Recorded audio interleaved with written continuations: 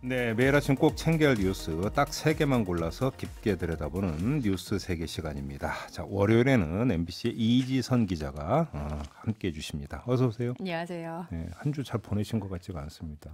잘 보냈습니다. 네. 부상 투혼을 발휘해 주고 계시는데요.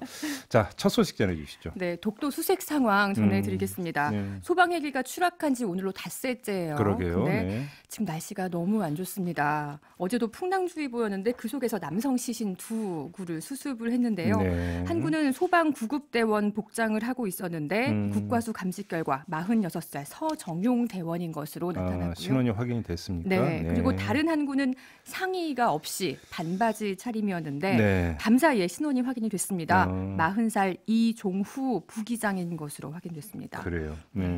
어제 오후에 사고 헬기 동체도 인양이 됐는데요. 안타깝게도 인양 과정이 시신이 유실이 됐습니다.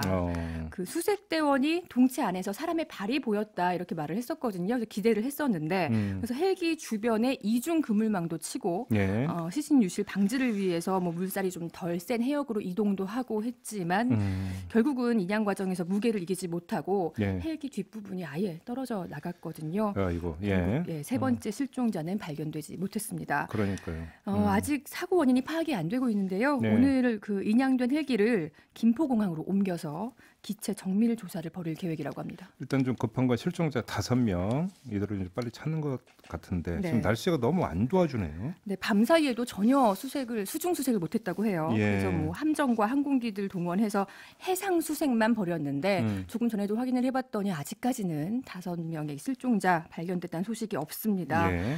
오늘 오전에도 파도가 최대 3m, 뭐 바람은 시속 43km 굉장히 강하다고 해서 여전히 수중 수색은 힘든 상황이고요. 예. 저녁부터 가능할 걸로 보이는데 뭐 해경과 해군은 그 전에라도 날씨만 허락된다면 뭐 정밀 수색 시작하겠다 이런 입장이고요. 그러게요. 근데 네. 벌써 시간이 좀 지나서요. 실종자들이 이제 조류에 휩쓸렸을 가능성이 있습니다. 그래서 수색 반경도 이제 독도 남쪽 해상 직경 37km에서 54km로 확대를 했고요.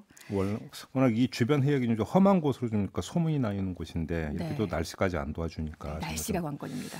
조금만 더 힘을 내주시기 부탁을 드리고요. 자, 다음 소식으로 가보죠. 네, 화성 8차 사건의 그 연쇄살인 8번째 사건의 범인으로 붙잡혀서 20년 동안 옥살이를 했던 윤모 씨. 예. 그러니까 윤모 씨가 오늘 법 최면 조사를 받습니다.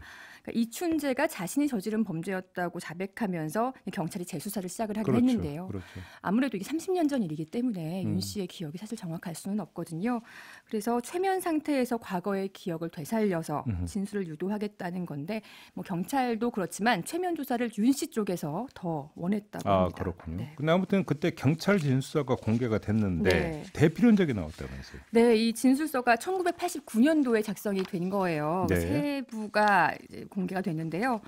보면은 존댓말과 반말이 섞여 있습니다. 그러니까 뭐 들어갔습니다가 아니라 들어가다. 예. 근데 이게 들어갔다였으면 우리가 평소에도 갔습니다, 갔다 이 정도는 혼용을 할 수는 있잖아요. 쓰다 보면. 근데 들어가다라고 쓰여 있으니까 좀 뉘앙스가 자연스럽지 않은 건 사실입니다. 네. 이거 말고도 뭐 밟고 넘어가다 이렇게 돼 있는 것도 있고요. 예.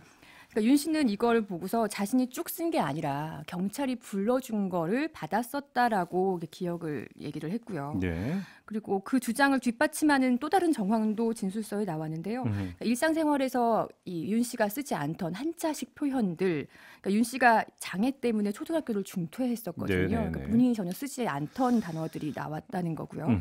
윤 씨의 변호인인 박준영 변호사는 이거 말고도 공개되지 않은 진술서 중에는 아예 수사관이 대신 써준 걸로 의심되는 것도 있었다라고 했습니다. 끝내 밝혀야 되는 건 진실 아니겠습니까? 네. 진실로 가는 길이 좀 험하더라도 한 발 한 발 네. 가야 되는 거겠죠. 네, 최종 그 도착지에 도착을 할 거라고 믿고요. 네. 자, 마지막 소식으로 가보죠. 네, 한국당이 또다시 인재 영입 구설에 올랐습니다. 이번에는 청년 몫으로 영입을 한 청년단체 청사진 대표 백경훈 씨가 한국당 최고위원의 보좌진 가족인 것으로 드러나면서 이게 외부 영입이 아니라 뭐 이른바 세습 영입 아니냐라는 논란이 일고 있는데요. 그러니까 신보라 최고위원의 비서의 남편이었다는 건데 그러니까 신보라 의원은 선정 과정에서 어떤 뭐 자신이 역할한 게 없다, 관여한 게 없다라고 얘기를 했고요. 네. 그리고 당 안팎에서는 뭐 비판들이 제기가 되고 있습니다.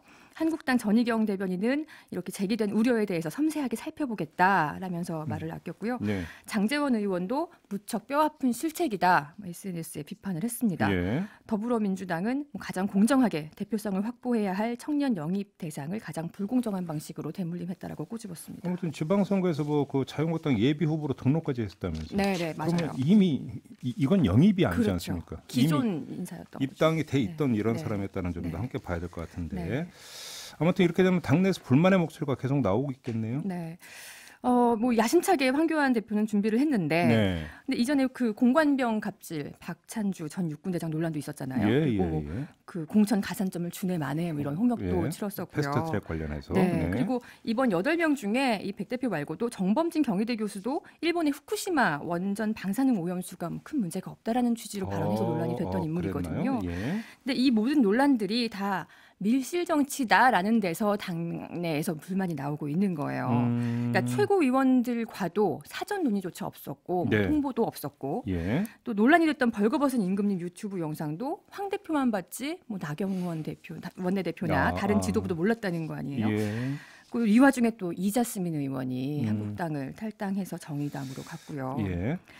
한국당의 일부 충청권 의원들은 이대로는 총선 전망이 어둡다라고 해서 이번 주 중에 회동을 가질 것으로 알려졌습니다. 네. 이렇게 당 안팎은 부글부글한데요. 황 대표는 자신의 리더십에는 문제가 없다라고 호언장담을 했고요. 네.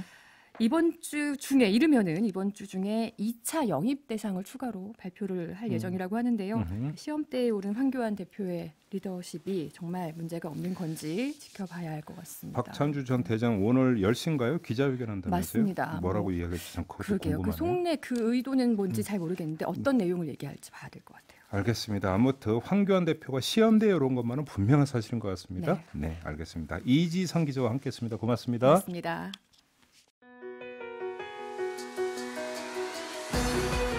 이슈의 핵심을 꿰뚫는 예리한 시선, 믿고 듣는 진품 시사 김종배 시선 집중.